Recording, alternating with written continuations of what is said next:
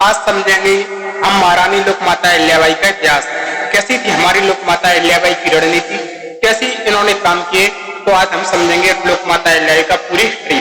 औरंगजेब की मृत्यु के बाद भारत में मराठों की शक्ति बढ़ने लगी थी और उस समय इंदौर के महाराज प्रसिद्ध सूबेदार मल्हारराव होलकर थे। परमवीर एवं शस्त्र नीति के कुशल चाणक थे। इनका एक पुत्र था खंडेराव। इसे शासन चलाने में असमर्थ थे एवं हठी प्रकार के व्यक्ति थे, इसलिए मल्हारराव होलकर को ऐसी बहू की जरूरत थी जो शासन चला सके और खंडेराव को सही दिशा में ले जा सके। इधर अहिल्याबाई का जन्म 31 मई 1725 में महाराष्ट्र के अहमदनगर जिले के ग्राम चौड़ी में होता है। अहिल्या जन्म से ही सुंदर, सुशील एवं कुशल नेतृत्व करता थी।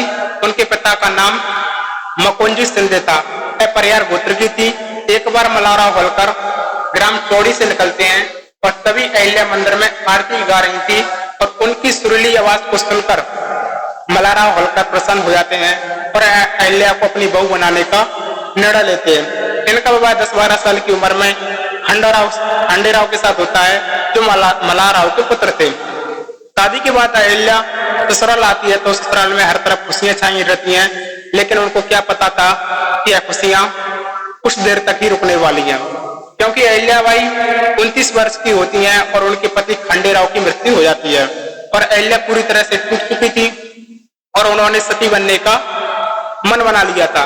लेकिन उनके ससुर मल्हारराव होलकर ने उनको समझाया कि बेटी, मेरा बेटा तो चला गया तो क्या हुआ, लेकिन मेरी बेटी अहिल्या तो है और तुम ही शासन संभालना, तुम ही इस राज्य की संरक्षण हो।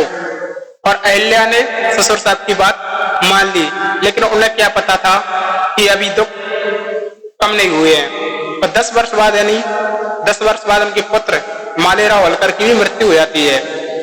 पति के वियोग और पुत्र के वियोग में महारानी पूरी तरह से टूट चुकी थी और 62 साल की उम्र में जब महारानी अहिल्याबाई 62 वर्ष की उम्र होती है तो उनके ससुर मल्हारराव होलकर का भी निधन हो जाता है। 4 साल बाद दामाद की भी मृत्यु हो जाती है, जिनकी एक बेटी थी मुक्ताबाई, और मुक्ताबाई भी सती हो जाती है। फिर अहिल्याबाई ने खुद को शासन संभालने के लिए आगे आई और उन्होंने तुकाजीराव होलकर को अपना सेनापति बनाया। लेकिन कुछ जयचंदों ने रावणगढ़ के राजा रघुनाथ से कहा कि आप इंदौर पर कब्जा कर लो, लेकिन यह पता महारानी को चलता है तो वह एक महिलाओं की सेना बनाती है जिसका वो खुद नेतृत्व करती हैं और रघुनाथ राव को पत्र लिखती हैं कि वह युद्ध के लिए तैयार हैं। अगर हम हार गए तो संसार यही कहेगा कि महिलाएं डरी नहीं, लड़ी थी, लेकिन अगर तुम हार गए तो संसार तुम पर थूकेगा कि महिलाओं ने आपको हरा दिया था। फिर वह पत्र लिखकर खुद युद्ध से रघुनाथ राव मना कर देता है और महारानी राज्य में खुद का न्याय का दरबार लगा दी थी। उनकी प्रजा उनसे बहुत प्रसन्न थी।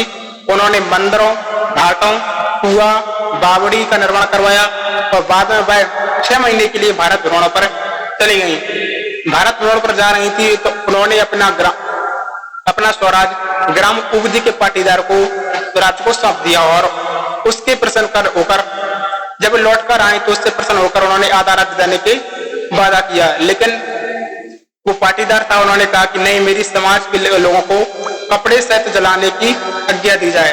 फिर महारानी की 17 अगस्त 1795 को मृत्यु हो जाती है और उनके उत्तराधिकारी तुकाजीराव होलकर बनते हैं और हमारे लिए आज भी अहिल्याबाई अमर है। लेकिन अहिल्याबाई के मर जाने के बाद भी भारत में उनका इतिहास कभी खत्म नहीं हुआ। इंदौर में उनके नाम से स्टेडियम है, उनके नाम से रेलवे स्टेशन है।